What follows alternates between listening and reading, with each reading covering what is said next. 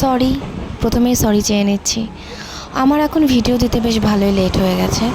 এই ভিডিওটা যে আমি দিচ্ছি এটা প্রায় 1 মাস আগের ভিডিও। হাজব্যান্ডের অফিস পিকনিকে আমি, আমার হাজব্যান্ড, আমার মেয়ে এই 3 জন মিলে বেরিয়ে পড়েছিলাম সকাল সকাল। এই যে বাসের মধ্যে লাগানো হচ্ছে এদের ব্যানার, খুব মজাই হয়েছিল সেদিনকে। তাই ছোট ছোট ছোট ছোট কিছু ভিডিও আমি তুলে রেখেছিলাম যাতে আপনাদের সাথে আমি শেয়ার করতে পারি। আর আমার এই পাকু বুড়ি আমার ফোন নিয়ে নিজের থেকেই ব্লগ করা শুরু করে দিয়েছিল। নিজেই বলছিল, হ্যালো বন্ধুরা, আজকে আমি যাচ্ছি বাবার অফিস পিকনিকে।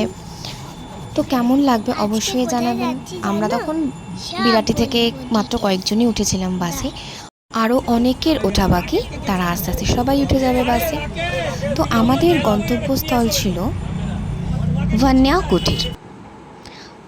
আমরা সবাই মিলে পৌঁছে গেছি। দেখুন আমরা কতজন মিলে গেছিলাম। আর দেখুন, সবথেকে বড় কথা, আমরা কিন্তু কেউ অপরকে খুব একটা চিনি না, রেগুলার আমাদের দেখা হয় না, কিন্তু বছরে এই একটা দিন আমরা এত সুন্দরভাবে আমরা দিনটা কাটাই।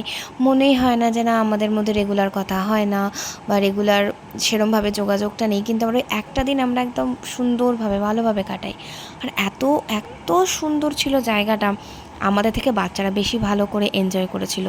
ওরা গিয়ে কোথায় টিফিন, কোথায় লাঞ্চ দেখার দরকার নেই, কোথায় দোলনা রয়েছে, কোথায় সুইমিং পুল রয়েছে, এই দেখেই ব্যস্ত। আর সঙ্গে সঙ্গে দেখতেই পাচ্ছেন যে যার মতন করে বন্ধু জোগাড় করে দোলনায় বসে পড়েছে। আর আমরা মায়েরা যা করি, একটু গসিপ না করলে কি হয়, শুরু করে দিয়েছিলাম। আর তারপর এন্টারটেনমেন্টের কিন্তু অনেক কিছু ছিল, বাচ্চাদের ছিল, আমাদের ছিল, দারুণ দারুণ মজা হয়েছিল। এই যে বলতে বলতেই আমরাও শুরু করে দিয়েছি। আর সেখানে আমি কিন্তু 3rd পজিশনে ছিলাম। খুব ভালো লেগেছিলো। আমি কোনোবার এই গেমটাতে জিততে পারি না, কিচ্ছু পারি না, হয়তো হয় একদম প্রথমে বেরিয়ে যাই। কিন্তু এবার আমি দেখলাম ধৈর্য নিয়ে আস্তে আস্তে করে খেলে আমি দেখলাম যে না, আমি পেরেছি, আমি 3rd হতে পেরেছিলাম। যাক, একটা প্রাইজ তো আনতে পেরেছি আমি। আর এই সবের ফাঁকে আমি একটু রিল না বানালে হয়, আমি একটু রিলও বানিয়ে ফেলেছিলাম, কিন্তু বানাতে বানাতে আমি এটা আপলোড করিনি, কারণ এটা আমি ভালো করে বানাতেও পারিনি, এত লজ্জা লেগে গেছিলো। আমি অ্যাকচুয়ালি সবার সামনে এরকম ওপেনভাবে না আমি রিল বানাতে পারি না। আর রিল করতে করতে দেখছি একজন হুট করে চলে এসেছে, ওই জন্য আমি আর পারিনি। আর তারপরে যে দেখুন, কেউ বলবে সেদিনকে জানুয়ারি মাস, পুরো বাচ্চারা, মানে ওদের কাছে কোনো শীত টিত কিছু লাগছে না, ওরা আরামে নেমে পড়েছে, ওরা কোনো কাঁপছেও না, বিন্দাস নেমে পড়েছিল জলের মধ্যে। আর এই মিষ্টি মিষ্টি হাসিগুলো দেখে কি আর রাগ হয় না, বকতে ইচ্ছা করে। তাই থাকছি, ঠিক আছে, একটা দিন ছেড়েই দেওয়া যায়।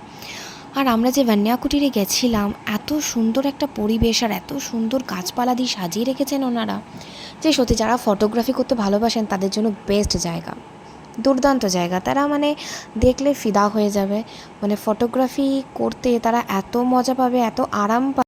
পিকনিকে কিন্তু খাওয়াও দাওয়াও হয়েছিল, কিন্তু আমি যার ছবি ভিডিও কিছু করতেই পারিনি, ভুলেই গেছিলাম। আর সর্বশেষে একদম পিকনিকের শেষে কিন্তু এই চোখ বেঁধে হাড়ি ভাঙা কম্পিটিশানটাও হয়েছিল, আমিও পার্টিসিপেট করেছিলাম। আর যখন আমরা একদম টায়ার্ড, একদম শেষের পথে, তখন আমার মেয়ের একটা ছোট্ট পারফরমেন্স দিয়ে শেষ হয়। আর আমরা সেদিনকে এইভাবেই সুন্দর দিনটাকে আমরা দারুণভাবে কাটিয়েছিলাম। কেমন লাগলো বলবেন, অবশ্যই জানাবেন। আজকের মতন টাটা।